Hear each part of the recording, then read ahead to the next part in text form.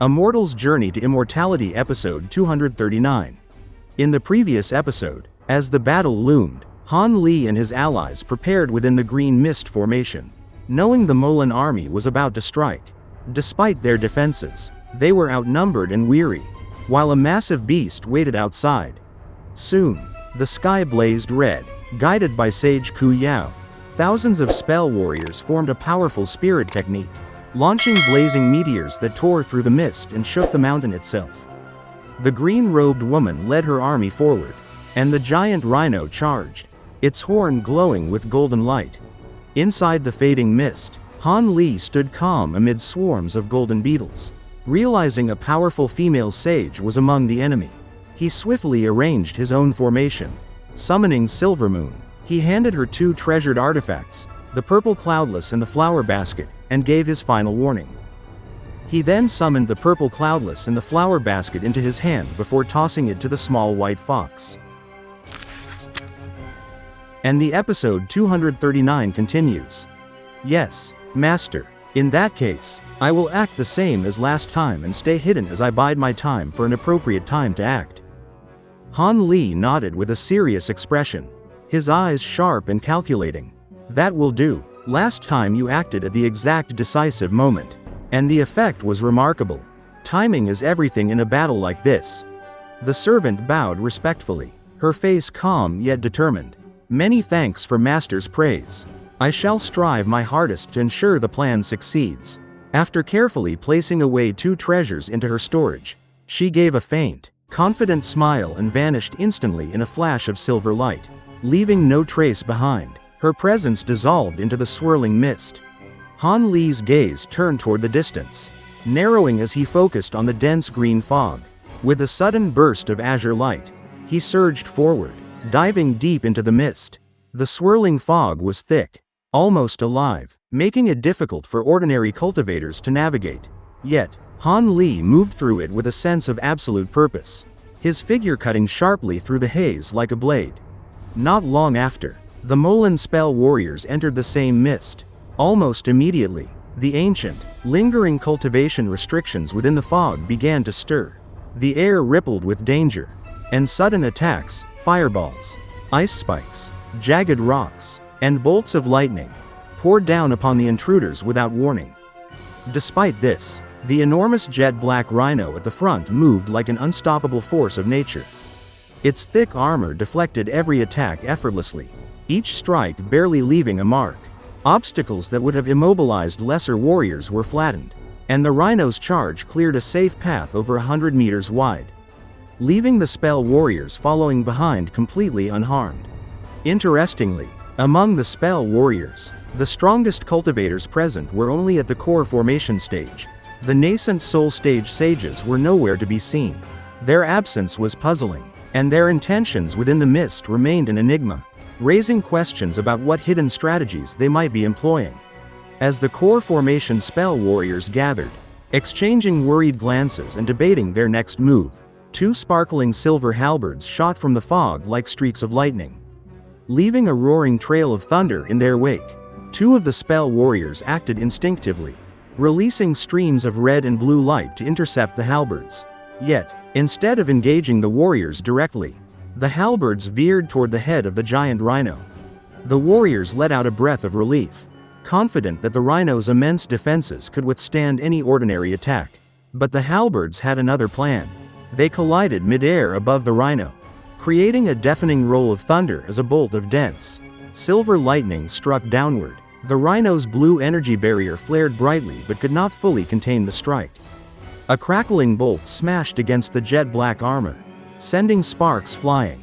Despite the shock and the sheer power of the lightning, the rhino remained standing, unharmed. Its eyes blazed crimson, and it roared into the skies, its fury palpable, before unleashing a 3-meter-long spike of ice from its mouth, aiming directly at the halberds. The halberds dodged expertly, releasing another lightning bolt before retreating back into the fog. The rhino, enraged, surged after them without hesitation. The core formation spell warriors, caught off guard by the spectacle, were momentarily paralyzed. Then, over 100 cultivators emerged from hiding, launching a coordinated assault. Their magical tools glimmered and spun in the air, striking at the spell warriors with deadly precision. Chaos erupted as the spell warriors scrambled to defend themselves, giving the rhino time to vanish once again into the swirling green mist. The old core formation stage leader assessed the situation calmly, instructing his subordinates to split into separate groups to pursue the elusive cultivators. The guerrilla tactics of these hidden cultivators cannot withstand a full-scale pursuit, he reasoned, confident in the strength of his warriors. One by one, the spell warriors scattered into the fog, their paths divergent, each chasing a target as the mist thickened around them. After a brief calm, the mist shifted to reveal Old Man Ma, walking deliberately into the center of an empty clearing. Though his complexion was slightly pale from prior exertion, his eyes shone with unwavering focus. Scanning the area carefully, almost immediately, a tall, shriveled spell warrior appeared, revealed by a flash of black light. He sneered coldly, launching dozens of dark, thumb-thick streaks toward Old Man Ma with incredible speed. Meanwhile, about a kilometer away, Ku Yao, enveloped in a scorching sphere of flame, attempted to approach Old Man Ma from behind to join the shriveled spell warrior. But his path was blocked by a calm bald man, who fixed his gaze on Ku Yao without flinching. Rather than focusing on others, "Wouldn't it be better to focus on your own survival?" the bald man said quietly, his voice steady yet chilling. He then produced a short white rod that emitted a blinding light, which gradually turned golden. A massive artifact spirit began to form above it, a 20-meter-tall golden ape with 4 hairy ears. Grotesque and fearsome, its chest heaved as it roared to the sky, charging toward Ku Yao with immense golden energy, each step shaking the ground. "This is your first time witnessing an artifact spirit," the bald man announced, his lips curling into a grin. "You will meet your end before it today." The golden ape's form solidified further, expanding to a full 100 meters as it grasped the rod and prepared to strike. Radiating a terrifying aura, Ku Yao's face drained of color as he realized the magnitude of the opponent before him. Meanwhile, the green-robed woman advanced alone, her movements deliberate and precise. Neither allied with the shriveled spell warrior nor with Ku Yao. She focused solely on the heart of the Grand Spirit Technique formation. Her goal was clear: shatter the core of the formation, and the rest would collapse naturally. Along the way, she aimed to eliminate a specific nascent soul stage cultivator, a rising threat whose existence could not be ignored. Even amid the dense mist, she felt a faint spiritual presence coiling around her, teasing her senses. Her target, a confident young cultivator in the nascent soul stage, seemed aware of her pursuit, almost daring her to confront him. Her determination only strengthened as she closed to within 300 meters.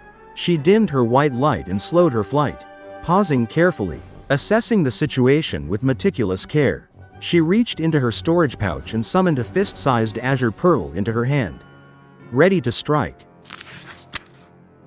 And that wraps up this episode. In this part, we saw Han Li and his allies skillfully maneuver through the treacherous green mist, facing the relentless Moulan spell warriors. The massive, jet-black rhino played a key role, effortlessly clearing obstacles and withstanding attacks that would have destroyed ordinary cultivators. Meanwhile, the hidden warriors struck with precision and coordination, creating confusion and chaos among the spell warriors. We also witnessed the unveiling of incredible magical treasures, including the 4-eared golden ape artifact spirit, showing how powerful and strategic the use of these treasures can be in the heat of battle. This episode highlights the crucial role of timing, strategy, and foresight in high-level combat. It shows how Han Li's group doesn't rely solely on brute strength, but instead carefully plans their moves, using the environment and their own abilities to create openings against stronger opponents.